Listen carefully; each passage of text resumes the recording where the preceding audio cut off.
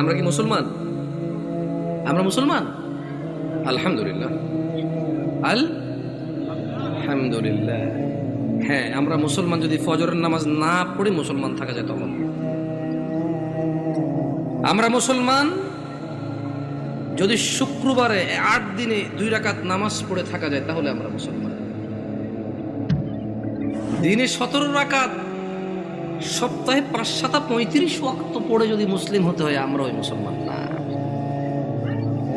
ওই ইসলাম অনেক কঠিন। একটু বাচ্চা কাচ্চাগুলোকে যদি একটু শান্ত হতে বলা যায়, তবে কেউ ধমক দেওয়ার দরকার না ওদেরকে। ছোট ভাই শোনো, তোমরা, হ্যালো ছোট ভাই, তোমাদেরকে বলছি, এই ছোট ভাই, তোমরা এইভাবে চিল্লাচিল্লি করিও না, কেমন? তোমরা খেলাধুলা করো, সমস্যা নেই। একটু ওই যে অবশ্য তোমাদের জন্য এই দাওয়াত কতটুকু কাজে আসবে, তোমাদের মুরব্বীদেরই তো কাজে আসবে বলে মনে হয় না। তোমরা তো এখনো কথাই বোঝো না, ছোট মানুষ, 8-10 বছর বয়স।